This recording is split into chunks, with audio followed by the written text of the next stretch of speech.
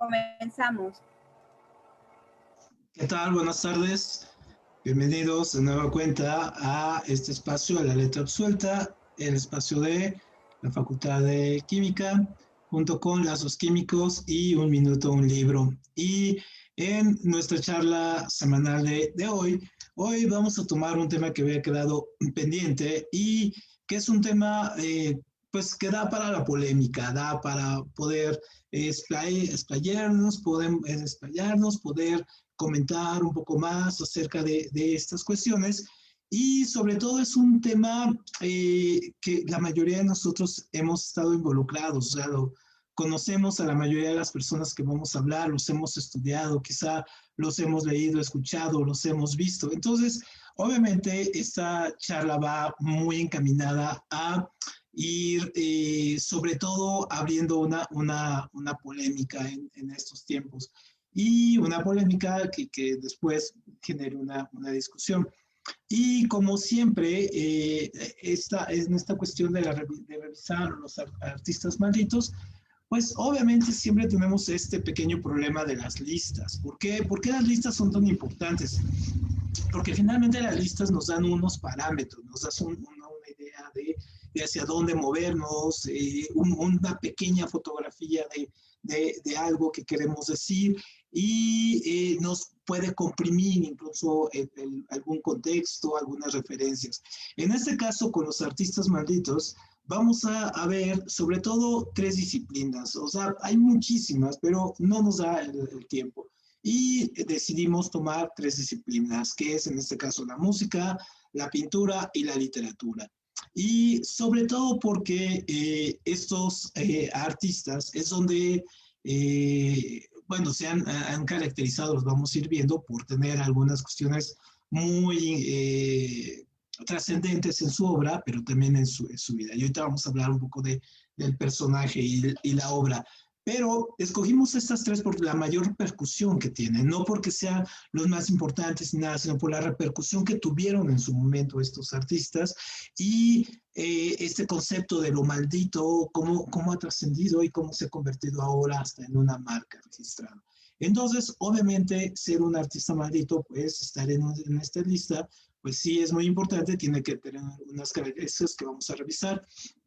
Pero la idea es revisar primero estas tres áreas que tienen mucho impacto, son muy masivas y la mayoría de nosotros nos hemos involucrado, porque pues, también tenemos escultores malditos o tenemos actores malditos, en este caso, o hasta arquitectos malditos, en fin, tenemos filósofos malditos, tenemos muchas, pero hoy quisimos meternos aquí en esta cuestión, ¿no? Es un poco para quitarnos esa cuestión es como quitarnos la cruda, curarnos la cruda de que nos dejó el 14 de febrero, entonces, pues vamos a comenzar un poco con otros temas.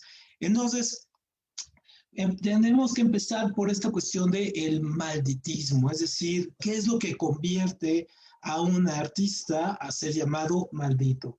Y aquí tenemos que entender algo muy importante. Los artistas o lo que nosotros llamamos maldito no necesariamente están supeditado a una etapa, a una era, a una época o a un contexto o una etiqueta. No, nosotros en este caso lo que hicimos fue agruparlos según algunas características que los han hecho trascender. Y las características de lo maldito es que según la Real Academia Española, la condición de maldito es que va contra las normas establecidas, ¿no? Ese es el malditismo definido en este caso por la RAE. Pero hay otros lingüistas, otros artistas, otros menos colegas que definen el malditismo como englobar a todos los artistas que se consideran como una amenaza para la moral obviamente de su época, que hacen arte sobre temas que se tienen por obscenos, que hacen apología del mal, pero que suelen ser al mismo tiempo renovadores del lenguaje, de la estilística, de las costumbres y de la cultura en general. Entonces, obviamente, cuando nosotros vemos esta cuestión del malditismo, también tenemos que entender que también tiene un componente de la vida personal del artista, ¿no? Entonces, obviamente, el artista hay que entender una parte de la que es la obra y otra parte que es el artista. Entonces Humberto Eco en Obra Abierta lo pone muy claro. Entonces el artista es una cosa, el personaje que escribe, que crea, que pinta y todo es una cosa, su vida personal es una cosa y su obra es otra. Que estén conectados, obviamente, y están conectados y se reflejan y se pueden interconectar y podemos entender mucha de la obra de acá, también entendiendo la vida personal de este. Claro, y lo vamos a ver, hay cantidad de casos, pero básicamente el malditismo se va más de este lado, más del lado de la persona, más del lado del personaje como tal, de su vida, de sus excesos, de su contraposición, que logró expresar a través del arte. No siempre de la manera que quiso, pero sí, ¿no? Entonces, obviamente, el malditismo se ha vuelto hasta una marca registrada, por eso le llamamos el malditismo pop, ¿no? Como una marca donde el sistema mismo, el establishment artístico, ha adoptado en este caso también las características de lo maldito, de estas cuestiones del estar contra la moral, contra el establishment, en este caso, contra el status quo, y lo ha convertido en una marca comercial, ¿no? Lo ha producido a volverlo modelo, paradigma, en este caso, que va a ayudar un poco a corromper también las gustos y en este caso también hasta los afiches culturales, ¿no? Entonces, obviamente, primero se va construyendo la idea del artista maldito, se deconstruye toda una leyenda y posteriormente se convierte como un icono pop, ¿no? Entonces, también hay que entender cómo pasamos de esto a aquello, cómo esta cuestión del artista maldito deja de ser tan maldito cuando se convierte ya en un producto comercial o en una marca o en una referencia. El caso es este, ¿no? Por ejemplo, nosotros pensamos, por ejemplo, en este Van Gogh, que lo vamos a ver ahorita, pero, por ejemplo, pensemos aquí, ¿no? En esta imagen, tenemos a Van Gogh y tenemos aquí la pistola con la que supuestamente se mata a Van Gogh, ¿no? Entonces, obviamente, a nosotros nos gusta pensar en el artista como torturado, sufriendo el más profundo y relevante dolor que hay en la vida, ¿no? Y en este caso, dándonos lecciones, bueno, hasta un libro se escribió sobre este artista y sobre su cuestión maldita. Es un libro bastante cursi, pero bueno, si quieren leerlo, leerlo. En teoría es de su hermano. Entonces, obviamente, se romantiza mucho la idea del sufrimiento y del dolor y de la tortura y de la enfermedad mental acerca de este, ¿no? Entonces, también cae en unos mercados de venderse. Entonces, en este caso, Van Gogh, que quizá nunca pensó en ser un artista maldito y al final lo catalogamos o ha quedado encasillado un poco en esa categoría se construyó ese personaje maldito, ¿no? Entonces, uno no se tiene que hacer esa pregunta, ¿no? ¿En qué medida admiramos, en este caso, a Van Gogh? En este caso, porque estaba en los ojos de Van Gogh, es decir, porque estaba loco, o porque sufrió esquizofrenia, porque no fue reconocido, porque se cortó una oreja, porque se pegó un tiro. Es decir, tenemos que hacernos esas preguntas a raíz de los personajes para saber qué es lo que vemos, ¿no? ¿Qué es lo que estamos buscando? Si estamos viendo algo reconocido o algo en realidad que nos ha impuesto el mercado para generarnos a estos artistas malditos, ¿no? Entonces, obviamente, hay algunos genios, en este caso, que fueron reconocidos después de muertos, el mismo caso de Van Gogh, ¿no? En este caso, pero hay algunos escritores, por ejemplo, como este chileno Roberto Bolaño, que fue realmente reconocido y tomando en cuenta después de su muerte, ¿no? Stieg Larsson, el de la chica del tatuaje.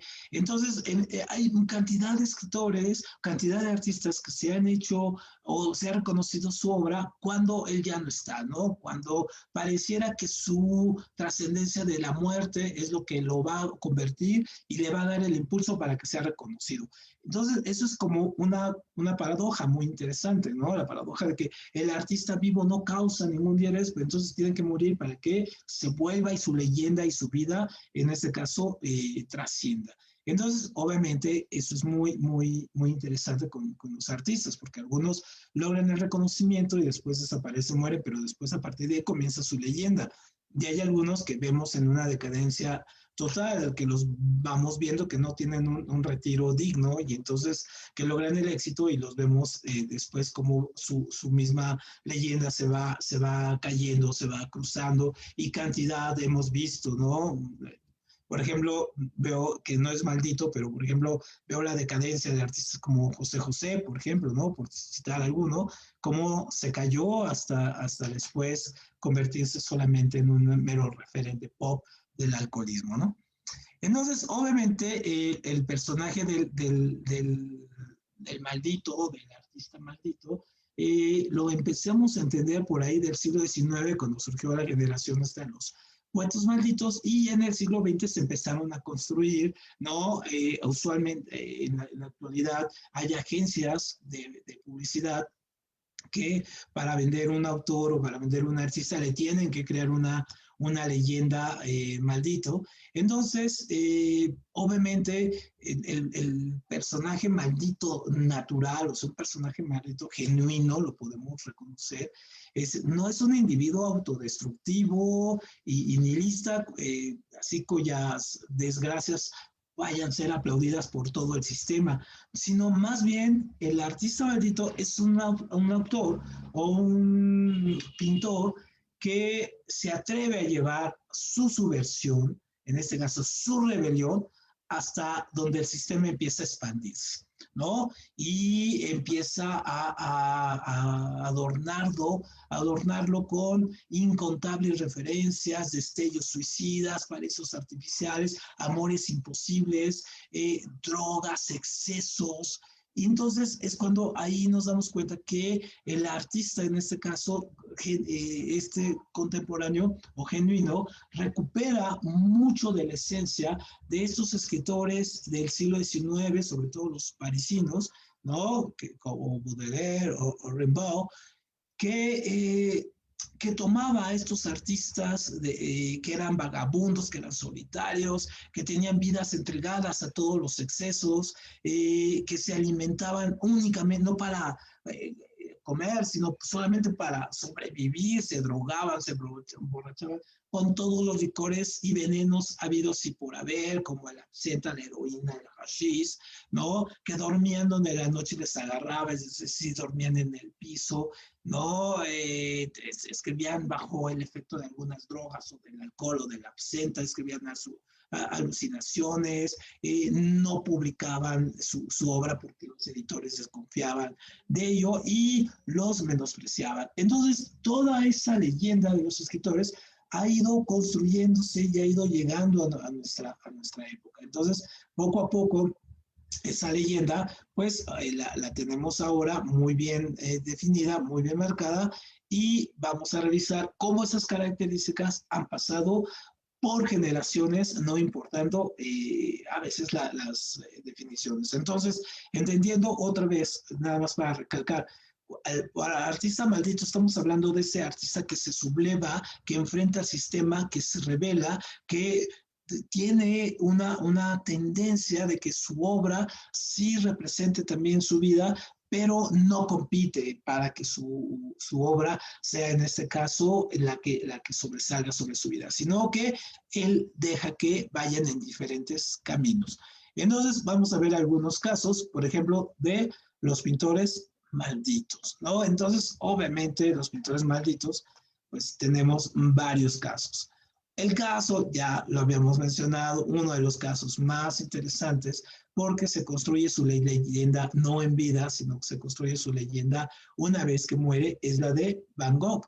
Y entonces, Van Gogh, pocas veces nos ponemos a entender su obra, su contexto, los colores, las formas y todo ese asunto, porque estamos más interesados en que si se cortó la oreja, en este caso, o no. Entonces, entender los cuadros de Van Gogh sí lleva también, y lo habíamos visto en esta sesión de historia de la pintura, sí lleva, nos tiene que llevar a entender, por ejemplo, las raíces del expresionismo, ¿no? Un poco también ahí las fotos que ya vemos ahí de abstraccionismo, ¿no? La ruptura con el impresionismo, un poco la visión desde donde hace los cuadros. Entonces, obviamente, sí, los cuadros de Van Gogh son muy famosos. Uno va al MoMA y quiere ver este cuadro de La noche estrellada y bueno, prácticamente es imposible porque la gente se remolina viendo que hay otros cuadros alrededor de él muy importantes. Bueno, pero quieren ver este porque este es el que han visto siempre, ¿no? Entonces se vuelve ahí un poco snob el asunto de verlo. Y cuando vemos a Van Gogh ahí, el personaje sufriendo y sufriendo un poco por la cuestión de la esquizofrenia que pintaba, él, sí, cuando hacemos este tipo de psicología forense o arqueológica, podemos entender, por ejemplo, que no sabemos en realidad si tenía esquizofrenia o si tenía, era maníaco depresivo o si tenía trastorno bipolar, ¿no? Es decir, tenemos como esa combinación de enfermedades mentales que se pueden adaptar muy bien a la personalidad y un poco a lo que se conoce a través de testimonios de gente que lo conoció. Entonces, por ejemplo, la cuestión de tener las alucinaciones, en este caso, tener visiones, tener epilepsia, confusión, amnesia, todas estas características que él padecía, obviamente las fue desarrollando en el sentido cuantitativo y cualitativo, y su obra es el reflejo prácticamente de ello, ¿no? Y entonces, obviamente, su capacidad creadora se transformó en una representación de su enfermedad. Ahí, digamos que encontramos el matiz del magnetismo. Y entonces, este cuadro, por ejemplo, lo pintó mientras estaba en un hospital, en el hospital de San Remy, ¿no? En la ventana era la visión que tenía y entonces era cuando estaba en su etapa más agudo de estos trastornos que sufría, este bipolar, estas alucinaciones, esta cuestión de la esquizofrenia. Entonces, obviamente, su leyenda pues, se construyó a raíz de lo que se corta la oreja, porque es rechazado y quiere demostrar el amor, y es su suicidio y todo ello, ¿no? Entonces, habría que entender más su obra, más verla sin tanto el ojo del morbo, tanto el ojo de esta leyenda negra que lo sigue y podríamos quizá disfrutar un poco mayor su obra, ¿no? La obra de Van Gogh. Otro pintor maldito también, contemporáneo, casi contemporáneo de Van Gogh, es Domenico Modigliani. Entonces, él es italiano, es un italiano que se va a mudar pronto a París. ¿Por qué a París? Pues porque París era la cuna del mundo, la cuna del arte del mundo. Aún sigue siendo ahí, pero bueno, ya está tan idealizado ahí París que ha perdido ese encanto. También esa ciudad se volvió una ciudad maldita en una época, entonces ahora ya también ha perdido ese encanto. Entonces, obviamente, lo que tenemos aquí con Modigliani es también cómo la leyenda negra se cruza con la obra. Entonces, Modigliani, que tenía una gran competencia en este caso con Picasso, de hecho, la mayoría de los pintores que conviven entre finales del siglo XIX y siglo XX van a ver a Picasso como el gran reto a vencer, ¿no? Entonces, obviamente, Modigliani va a estar tratando de luchar y mostrar su obra. Entonces, una de sus obras básicas es la que vemos de este lado aquí, en este GIF bonito, donde se representa ahí quizá como él lo veía y como lo representó, y siempre vemos estos cuellos largos, figuras alargadas, los ojos sin expresión y todo ello, que habíamos visto un poco en la clase de arte, en este caso expresionista, impresionista, ¿no?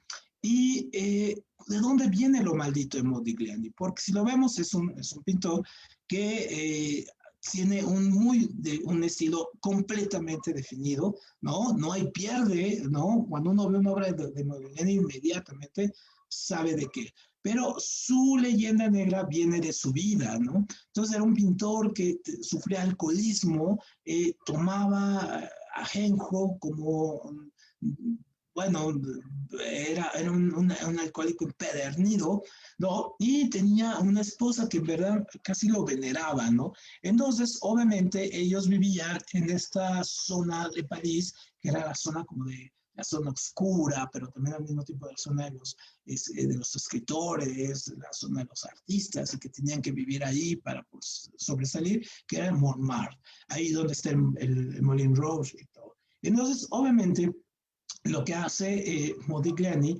es agarrar y tener esta vida de los excesos, inquietudes, conoce a todos los vanguardistas, todo lo que se traficaba en esta zona de Montmartre, ¿no? Él agarraba y trataba de romperlo, ¿no? Es decir, quería destacar por encima de ellos. Entonces se conoce, se cruza, incluso con Picasso, con Apollinaire en este caso, y pues obviamente lo va a trascender.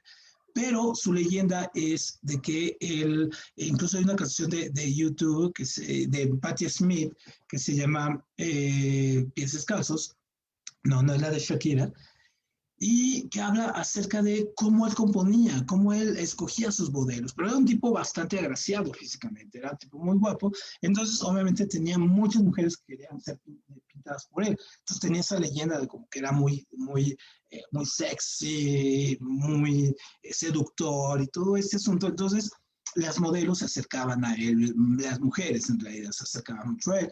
Entonces cuenta la leyenda de que él subía cuatro modelos a su estudio, al Montmartre, y bebían ajenjo, y él se sentaba en un momento dado en la mitad del salón y comenzaban estas mujeres a dar vueltas alrededor de él. Y entonces, cuando él ya empezaba a entrar un poco en delirio tremens o empezaba ya a alucinar con el ajenjo, que es bastante fuerte, entonces la mujer que veía que empezaba a flotar, que veía que empezaba a elevarse y a alargarse como las figuras de sus cuadros, entonces ella elegía como modelo. Entonces, obviamente, sí, tuvo cantidad de amantes y termina muriendo de cirrosis. Su esposa, que estaba embarazada, no soporta la pérdida y termina suicidándose, aventándose del edificio donde vivía, ¿no? Entonces muere al instante. Entonces, obviamente, también de ahí parte la historia negra de Modigliani, de sus excesos, de sus noviazgos, de sus amantes y todo ese asunto, y su obsesión, en este caso, entre el amor, odio que tenía por, en este caso, retratar a las mujeres teniendo a su esposa, pero al mismo tiempo engañándola con todas las que se le pusieran encima, ¿no? Muy bien, otro pintor maldito es Jason Pollock, ¿no? Entonces Jason Pollock, este norteamericano, aquí vemos un GIF muy padre porque tiene la mayoría de sus, bueno, no la mayoría, tienen como 5 obras de él, ahí todas combinadas, y él lo que hace es el artista que rompe con toda la academia, tanto así que hasta lo expulsan de todas las escuelas. Es decir, Jason Pollock fue expulsado de todas las escuelas a las que asistió, como las escuelas de arte, la prepa, en fin, desde la secundaria lo expulsaba. Tenía un carácter fuerte, tenía un carácter agresivo, pero también esto aunado con algunas carencias emocionales, con su deseo por sobresalir, con su obsesión por romper con Picasso también. Y es un personaje que descubre, o más bien inventa, una manera nueva de hacer cuadros. Entonces su pintura, si uno la ve con cuidado, su pintura no está armada a través de trazos, sino él descubre este nuevo, el action painting se llama, que es gotear la pintura y luego mancharla y hacer algunos trazos, pero esto lo va a representar porque lo va a hacer en grandes murales. Entonces son cuadros grandes los de Pollock, que representan muchísima más, más allá de lo intelectual del mismo cuadro del abstraccionismo, también representan el caos que también él generaba dentro de su mente, ¿no? Entonces, en este caso, Jason Pollock se vuelve un artista maldito porque revoluciona la manera de hacer arte, ¿no? de alguna manera logra ponerse o codearse con Picasso porque en su momento, al momento de su muerte, es considerado el principal pintor de Estados Unidos, que no es cosa fácil, entonces es considerado un gran pintor. Entonces, él tenía también su esposa, era también un tipo nada despreciable, tenía muchos amantes y de hecho, en este caso, él va a morir cuando, con tan solo 40 años, ¿no? Él tenía 40 años cuando muere, se sube, tiene una noche de exceso, se sube con su amante, se sube con una amiga y él manejando borracho se estrella y muere él y una de sus acompañantes. Entonces, obviamente, él a partir de ahí se va a convertir, tenía 44 años, ¿no? Cuando muere, a partir de ahí es cuando se convierte verdaderamente su leyenda en esta cuestión del malditismo, es decir, el artista maldito Pollock y su obra, ¿no? Entonces llega a convertirse en el máximo ícono, pero finalmente la vida, boom, se le acaba. Y ahí comienza la leyenda de Pollock.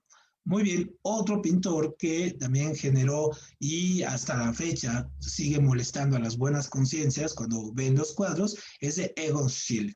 Entonces, Egon Schiele, en este caso, él fue discípulo de Klim. Klim, este pintor de cuadro del beso, él trató de romper un poco con esta cuestión, ¿no? Entonces, Egon Schiele, que hay una representación muy padre de él en una novela de Vargas Llosa que se llama Los cuadernos de Don Rigoberto y El elogio a la madrastra, en esos dos libros, hace mucha mención de Egon Schiele, lo retrata muy bien. Si quieren encontrar una referencia sobre él en estos dos libros, lo encuentran.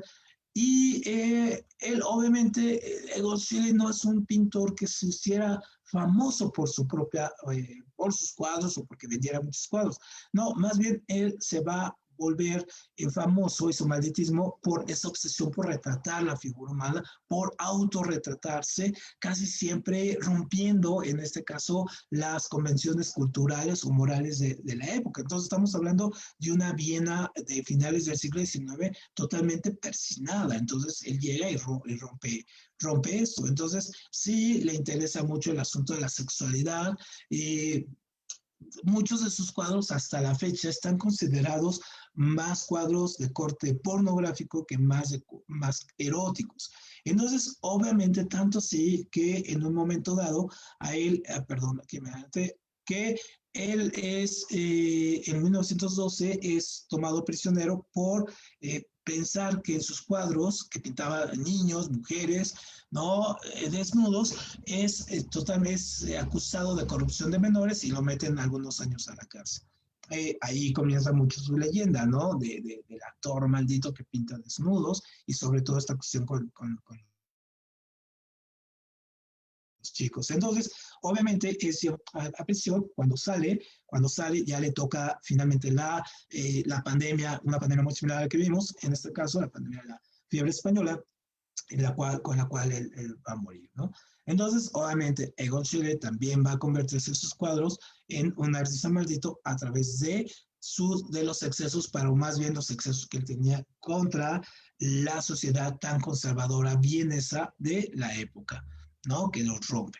Y otro artista maldito, creo que ni siquiera habría no sé, no podríamos omitirlo en esta lista, es prácticamente su nombre con la etiqueta, pues es Frida Kahlo. Entonces, ¿por qué Frida Kahlo se considera también una artista maldita? Más allá de su obra, si nos gusta o no, si pensamos que su obra estéticamente es importante o no, o si pensamos que es un producto del mercado o no, hay que considerar que Frida Kahlo trae detrás una historia de vida muy interesante, tanto así que se habla acerca de que no es Frida Kahlo, sino su Frida Kahlo, ¿no?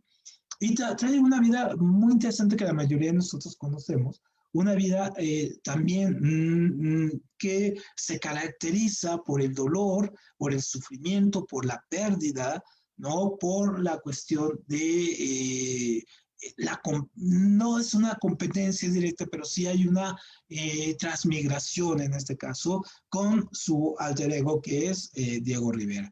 Diego Rivera no lo consideramos un artista maldito porque finalmente es un artista que tiene otras características, pero Frida Kahlo sí. ¿Por qué? Porque empezó a romper también mucho el papel de las mujeres que se tenía considerada para las mujeres de su época. Entonces estamos hablando de una mujer que era autónoma, independiente, a pesar de que no podía caminar, del accidente y todas estas cosas, de la pérdida de un bebé, en fin. Era una mujer que tenía características de una persona completamente independiente, diferente a su tiempo, como Naui Oli también, o Tina Modotti. Entonces son mujeres que empiezan a ver por sí mismo independiente de la personaje.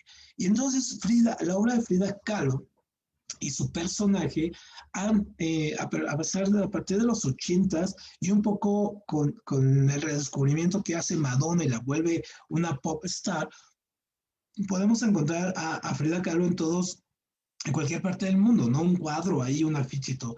Entonces se convirtió en un icono pop también, pero también no sé, es una bandera de los movimientos feministas por su vida, por su trascendencia, por sus logros y por su ideología también en este caso. Y obviamente, digo, la cuestión estética podemos coincidir si nos gusta o no su obra. Esa es otra cosa, pero independientemente de ello, el magnetismo en ella es de este rompimiento con las normas y con lo establecido que tenía en su momento con el arte, con la sociedad, con la cultura, ¿no? Una sociedad mexicana, machista, guadalupana, conservadora, hipócrita, doble moral, y ella viene y rompe con ello, ¿no? Entonces, obviamente, cuando ella vivió, su obra fue considerada menor, siempre estuvo eclipsada por Diego Rivera, pero es después de su muerte, les digo, entre los 80, 90, que es cuando destaca, ¿no? Y ahora la encontramos en todo el mundo. Entonces también se volvió una marca, ¿no?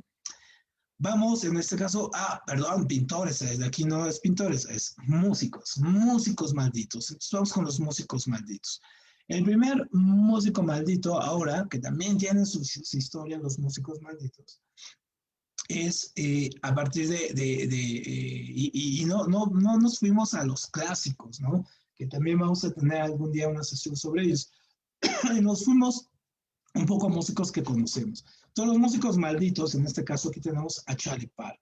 Y Charlie Parker se va a convertir en un artista maldito también porque va a combinar su historia de vida con su composición musical y sobre todo con las aportaciones que hace. Entonces, él es un músico, no es un músico de escuela, es un saxofonista, compositor que va a aprender, ¿no? De la calle, de estar en los barrios, de estar en Nueva York, de venir en este caso desde Kansas City y apostarle a Nueva York como su escuela, ¿no? Las calles. Entonces, tanto así que ellos le van a apodar el Beer, ¿no? Incluso Clint Eastwood tiene una película muy importante de él que se llama Beer, habla la vida de Charlie Parker y cómo tiene que ir soportando el racismo, el clasismo, la competencia de otros músicos, del establishment, porque él empieza a innovar con un ritmo que se llama el bebop, es decir, el bebop es la improvisación, ¿no? De la música, el jam que le dicen, ¿no? De la música más suelta, más libre, libera el jazz de estas cadenas que tenían un poco academistas y lo vuelve y lo libera, es decir, lo regresa a sus orígenes en este caso. Entonces, obviamente, él se va a involucrar con artistas que traían alguna escuela y que ellos se van a ver influenciados por él, ¿no? Entonces, Louis Armstrong, Duke Ellington, John Coltrane, Miles Davis van a ser parte de la escuela que va a dejar Charlie Parker. Entonces, Dizzy Gillespie, Bud Powell, en este caso, son parte de la gente que estuvo con él.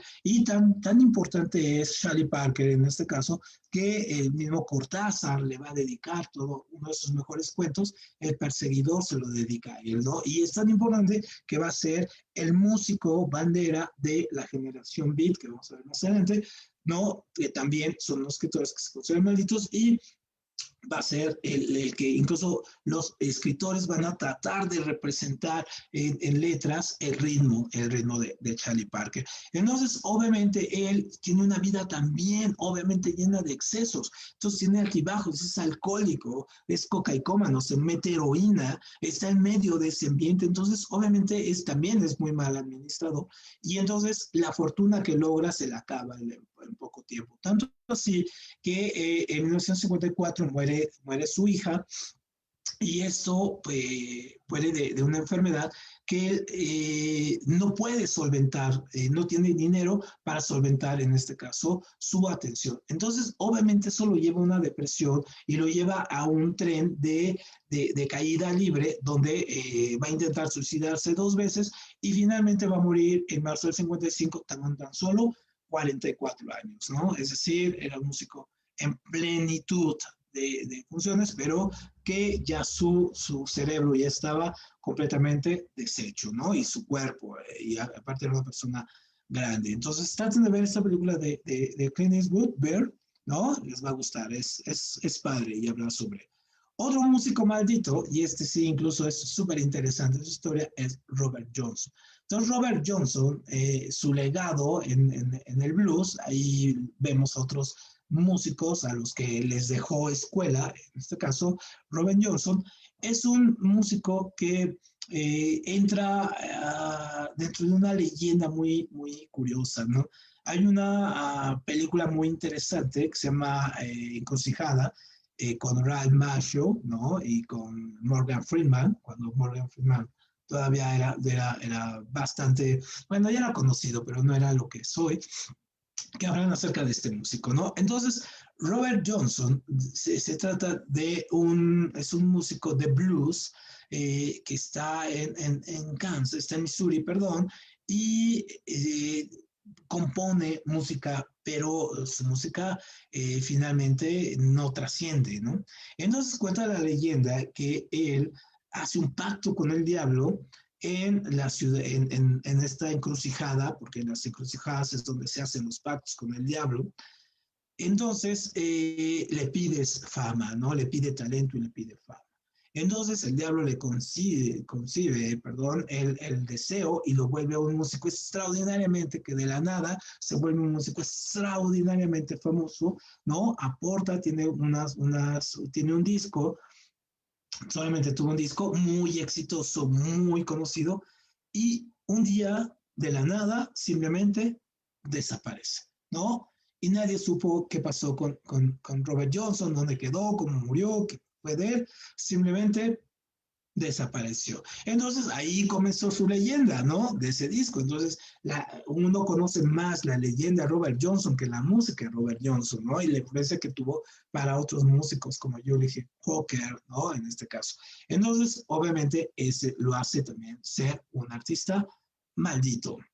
Y otro, el Club de los 27, pues obviamente no podía faltar en esta lista el Club de los 27 y los malditos, ¿no? Entonces, ¿por qué el Club de los 27? Porque todos estos artistas, todos estos músicos murieron cuando tenían 27 años, es decir, en plena juventud, ¿no?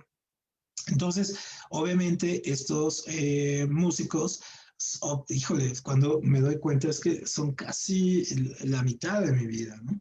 Entonces, obviamente, estos músicos mueren estando teniendo la fama, la riqueza en plenitud, siendo conocidos en todo el mundo, siendo creativos, con el mundo a sus pies, pero mueren, ¿no? Y todos murieron de cosas muy diferentes. Entonces, por ejemplo, aquí Brian Jones, que es el Rolling Stone que casi que la generación millennial y muchos de mi generación, la X, no conocen, ¿no? Porque este fue el primer guitarrista base de los Rolling Stones, ¿no? Que forma el grupo junto con Cliff Richard y que lo fundó también con Mick Jagger. Entonces este trío era el trío creativo de los Rolling Stones, con el que tienen las mejores canciones, la mejor propuesta musical es cuando están ellos tres. Pero él muere, en este caso, muere, pues, sí, a los 27 años, muere muy joven en el 69, pues porque sí tenía muchas diferencias creativas ya con Jagger y con Cliff Richard, cuando ya comenzaban a ser muy famosos, digamos, eran conocidos en todo el mundo junto con los Beatles, pero su muerte es causada por un ataque de asma, ¿no? Entonces, está en su piscina, está nadando, le da el ataque de asma, no puede salir y finalmente termina muriendo ahí. Obviamente, todas las teorías de conspiración que podemos hablar de aquí, pues hay enormes cantidades de teorías de la conspiración acerca de la muerte de ellos. Pero esa es su muerte oficial, una muerte por asma en su alberca, ¿no? Otro de los artistas malditos de esta generación del Club de los 27 pues es Jimi Hendrix, ¿no? Entonces Jimi Hendrix, este hombre, nosotros lo podemos pensar como muy, muy viejo, muy lejano, pues no, tenía 27 años y estaba acabado, pues sí, porque fumaba, se drogaba todos los días y obviamente es un músico de Seattle que finalmente solo tuvo 4 años, o sea, 4 años de fama. 4 años duró su carrera musical, ¿no? Entonces sí fue guitarrista, cantante, compositor y trascendió mucho por su álbum de Neblina Morada y digamos que ha sido es uno de los músicos más influyentes en la historia del rock. Pero él también muere de una manera muy extraña. Hasta la fecha hay teorías también de la conspiración, ¿no? Que si fueron los rusos los que lo mataron, que si fue el mismo gobierno por el uso de las drogas, en fin, ¿no? Obviamente la leyenda acerca de su muerte, pues es que finalmente su muerte fue todavía no está muy bien definida, pero fue en excesos de medicamentos que tomó debido a un padecimiento que tenía, ¿no? Entonces, oficialmente ese es su diagnóstico de muerte, exceso de medicamentos. Entonces, obviamente, pues sí, él trascendió uno de sus temas más controversiales de rompimiento, pues con la psicodelia fue tocar el himno nacional, fue el mejor artista pagado en Woodstock, ¿no? Y obviamente su legado como guitarrista sigue siendo, y sobre todo porque era una persona negra que llegaba a unos extremos que nadie había llegado, ¿no? ¿Y qué decir de Jim Morrison? Bueno, pues obviamente también los excesos que tuvo, en este caso, la cantidad de droga que se metieron debido al éxito tan fuerte que tuvieron los Doors, entonces también lo lleva a morir en París mientras estaba en una tina, ¿no? Entonces, obviamente también Jim Morrison pues generó una escuela que hoy todo el mundo quiere parecerse a Jim Morrison. Vemos a Enrique Bunbury o Bunbury, no sé, los héroes del silencio que se quiere parecer o todos los cantantes prácticamente de esta generación, el de Zoe y todo, todos quieren parecerse a Jim Morrison, pero pues no le llega, ¿no? Y otra persona también de la época, pues Janis Joplin, también, que muere a los 27, y también ella tuvo una vida más, también cargada de excesos de droga y todo eso, pero también de violencia psicológica, ¿no? Por parte de su familia, por parte de la gente que le rodeaba, en este caso por parte de sus amantes que la utilizaban más bien como para dar digamos, el brinco, ¿no? La usaron a ella muchísimo. Entonces, obviamente es una de las estrellas de rock, digamos que fue la primera estrella de rock que hubo en el mundo, Janis Joplin, ¿no? Y obviamente sus letras están llenas, en este caso, de su vida personal, de los excesos que tenía, de cómo usaba las drogas, de su relación con Bobby McLean, en fin. Esta también fue una artista que su leyenda creció a partir de su muerte, ¿no? En vida la consideraban como casi el mismo diablo, pero una vez que muere, pues entonces la romantizan. Incluso hay una canción muy famosa que se llama La Rosa, ¿no? No me acuerdo quién la canta, pero hay toda una película ahí tratan de romantizar mucho la vida de Janis Joplin, que de romántica no tuvo nada su vida, ¿no? Y bueno, no podemos olvidar a este palurdo de los suéteres largos, que creó básicamente la quinta esencia de lo que es la generación X de su momento, en este caso desgarbado, descuidado, indiferente, sin expectativas de la vida futura, en fin. Entonces, Kurt Cobain con Nirvana, pues obviamente rompieron lo que se tocaba en ese momento, lo que se decía, la música pop de los 80, y entonces viene este hombre a decirnos y a recordarnos que la miseria humana está presente en todos nosotros, ¿no? Y entonces, obviamente, se pega un tiro hasta la fecha. Todo el mundo le echa la culpa a su esposa, Courtney Love, de el suicidio de este hombre, pero más bien, más allá, su leyenda ha ido creciendo poco a poco por sus letras, por su música, por el legado que ha dejado en otras bandas, ¿no? De sus excompañeros, en este caso, como los Foo Fighters, o en este caso, cómo trascendió la filosofía Nirvana en esta generación tan importante de la música grunge. Muy bien, otro personaje que ese quizá lo conocen más, ¿no? A mi Winehouse. En este caso es un personaje que también muere a los 27 años, como todos estos anteriores, que también tuvo una vida con estas carencias emocionales de infancia que se van a reflejar ya en la fama, es decir, ya con fama, ya con riqueza, ya con un estatus, empiezan a aflorar todas sus carencias. Entonces, tiene problemas de alimentación, tiene problemas con la comida, tiene problemas con el vino, tiene problemas con las drogas. Entonces, obviamente, ella la van a encontrar muerta en 2011, si no me equivoco, ¿no? Y también con 27 años. En este caso, se pensó al principio que su muerte había sido como un suicidio y todo, y después con la necropsia, pues se descubrió que tenía más bien una cuestión de un desorden de su cuerpo o todos los excesos y drogas que se había metido, ¿no? Entonces estuvo ahí. Pero también su legado musical como ser una cantante con tonalidades muy diferentes, como de jazz, rhythm and blues, soul, ¿no?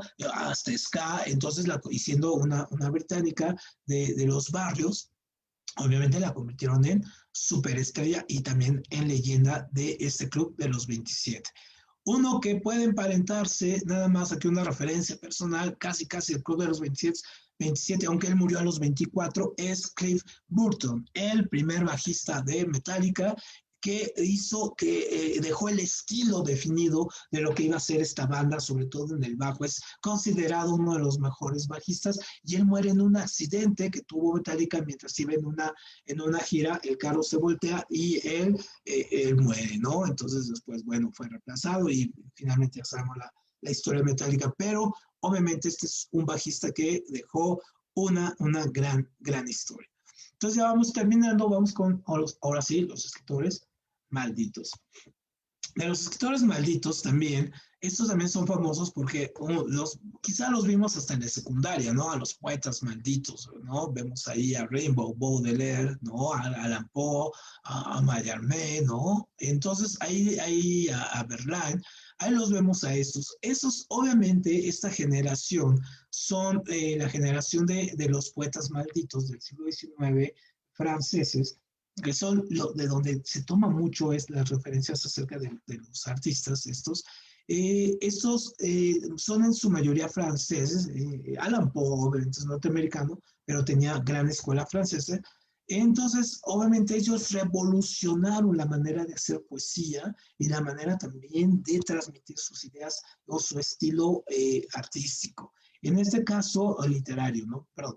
Entonces, obviamente ahí está la cuestión de que fueran los malditos. ¿Por qué? Porque se consideraban que rompían en este caso, ¿no? Su poesía estaba dotada de una belleza incomprensible para una mente conservadora, una mente lineal en ese caso. Tenía un ambiente casi gótico, muy destructivo, ¿no? No hay toques con el romanticismo de la época, rompen con el romanticismo, ¿no? Sus entornos son evocadores, sugestivos, su estilo es totalmente ajeno a la razón, totalmente ajeno a la lógica de la época y se crean una mala fama en este caso, ¿no? Entonces, obviamente ver a uno de estos personajes en el momento o en cualquier café de París, obviamente pues, ha de haber sido un espectáculo Y hasta la fecha, bueno, pues ahora todavía hay tours ahí para que los llevan a ver los cafés de estos escritores donde escribían. Entonces, aunque es muy curioso porque estos eran lo más alejado de ello, ¿no? O sea, su vida personal estaba muy alejada de una vida burguesa, ¿no? De una sociedad puritana, clasista, y estaban totalmente alejados, ¿no? Entonces sí, tenían problemas con drogas, tenían problemas del juego, tenían una cantidad de mujeres impresionantes que se acercaban a ellos debido a la fama que habían ganado. Y eso lo vamos a tocar después en otro tema. Entonces, por ejemplo, aquí para echarle un ojo rápido a Charles Baudelaire, vemos su cara. Charles Baudelaire tiene un poema que me encanta que se llama el perro, donde va caminando con su novia, dan vuelta, se encuentran un perro que lleva varios días muertos y le dice, en el poema le dice a la novia, bueno, ves ese perro cómo está ahí, hediondo y todo ese asunto, sacan. Dice, bueno, así vas a estar tú un día, ¿no? Dice, y aun cuando estés así, pues yo te voy a seguir amando.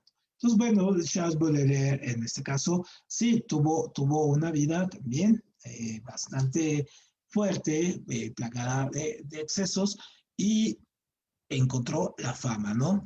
Arthur Rimbaud, ¿no? Es otro poeta también, un poeta que también su vida comienza, su leyenda va a comenzar una vez que desaparece, ¿no? No sabemos qué pasó con Raymond, ya se fue a África y allá desapareció, y entonces obviamente también su poesía es la máxima influencia en la forma de concebir la poesía de la época. Digamos que Rainbow se concibe como el que rompe con esas buenas maneras que había en la literatura, las rompe y las trasciende. Entonces leer a Rainbow también es todo un acontecimiento.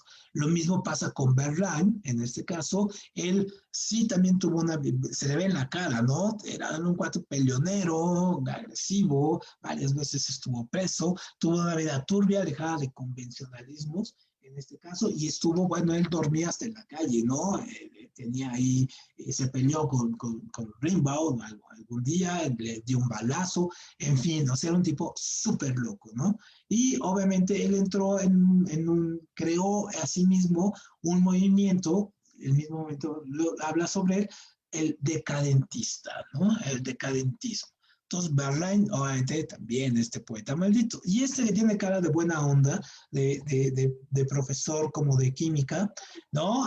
Verlaine. Entonces, obviamente, fue como que el más crítico, el que hizo cosas más ligeras, pero sobre todo fue el que llevó toda la poesía de estos, la trascendió hasta los poetas estos que vendrían con la nueva generación de las vanguardias del siglo XX. Digamos que es el que los lleva, el que los conecta, ¿no? Como tal.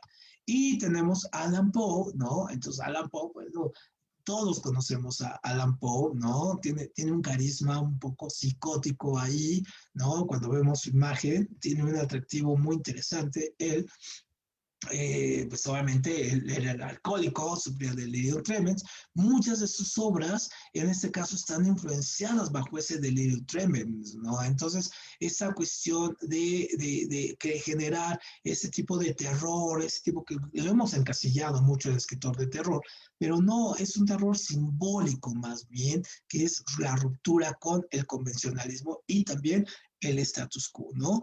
Entonces, este es también súper interesante, Alan Poe, y obviamente, pues leerlo pues, nos llevaría a otro escritor de culto que también es Lovecraft.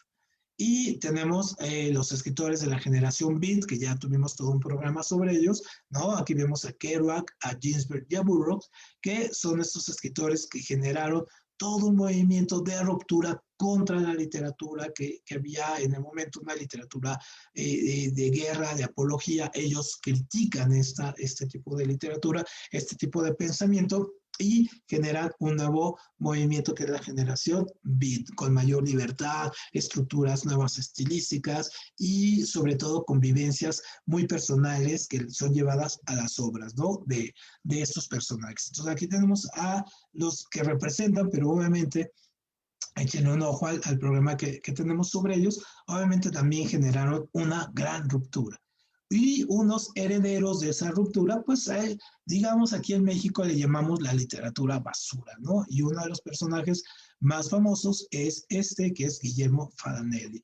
Y entonces Guillermo Fadanelli en México representa todo un grupo de escritores que se agrupan bajo la editorial Mo y la revista Generación, que vamos a hacer un especial sobre esto, y se engloban y empiezan a hacer un tipo de literatura que rompe con una literatura que era la literatura de la buena onda, de la literatura bonita, ¿no? Que era la literatura del crash, en este caso, donde tenemos al actual director de difusión cultural de la UNAM, a Jorge Volpi, como su máximo representante. Entonces, Volpi, por un lado, representa a estos escritores bien educados, escuelas privadas, extranjero, con becas, con influencia en el poder, en fin, y vemos estos escritores underground, subterráneos, de bar, borrachos, generando su propia leyenda, ¿no? En este caso, y teniendo sus propios medios independientes, que en la época de los 80, 90, pues era verdaderamente muy complicado tener una revista, ¿no?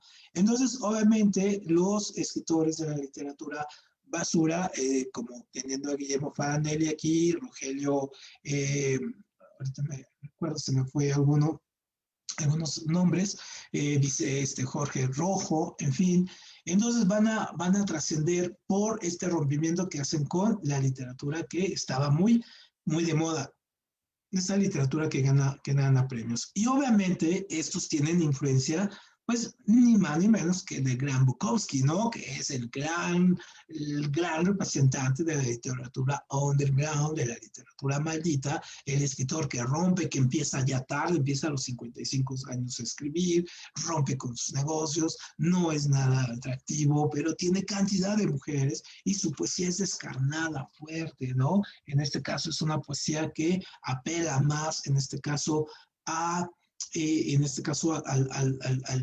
la emoción del recuerdo, a la ruptura, más que a la cuestión de asentar o de decidir que la vida prácticamente es bella, ¿no? Él rompe absolutamente con ello. Es un escritor que cuando uno lo puede leer en dos fases, cuando uno es adolescente y después cuando uno ya está con algunos años, como su literatura se trasciende también en generaciones, ¿no? Entonces lo leemos de una manera en una edad y en otra aquí. Y un escritor que también va a hacer referencia de lo maldito, pues va a ser ¿no? Bret Easton Ellis. Y Bret Easton Ellis va a ser el escritor, básicamente el escritor, el infante terrible de la literatura norteamericana contemporánea, y va a tener una obra que va a representar, que ahora en un minuto un libro vamos a sacar su reseña, que es, en este caso, American Psycho o Psicópata Americano. Entonces, obviamente, él representa al máximo escritor contemporáneo, escritor maldito, junto con otra serie de escritores muy jóvenes, ¿no? En este caso. Entonces, pero él va a resaltar sobre todo porque es descarnado, dice las cosas, crea un estilo personal, ¿no? Y rompe con los círculos, no, se niegan a publicarle sus libros al principio y después, bueno, cada libro se lo toman con mucho cuidado ver qué va a publicar. Entonces acaba de sacar este libro de White, ¿no? Que es su biografía y ahí entendemos por qué muchas veces mucha gente piensa incluso que es un personaje que hace apología a la violencia, cuando en realidad la critican. Muy bien, bueno, pues estos son nuestros artistas malditos, nuestra primera sesión de los escritores malditos. Nuestra próxima sesión va a ser guerra y arte, la relación entre la guerra y el arte, cómo se relacionan, cómo se alimentan y cómo han surgido algunas de las grandes obras a través de los conflictos armados y de los artistas que lo vivieron. Pues muchísimas gracias a los Lazos Químicos, a todo el equipo y nos vemos la próxima semana. Muchas gracias. Muchas gracias, estimado Arturo. Muchas gracias a todas las personas que nos acompañaron el día de hoy. Recuerden que la siguiente semana tomaremos el tema de guerra y arte en este programa semanal que se llama La Letra Absuelta. Muchas gracias a todos los que nos acompañaron por las redes sociales y pues no nos queda nada más que agradecerlo y nos vemos la próxima semana. Gracias, estimado Arturo. Hasta luego. Gracias.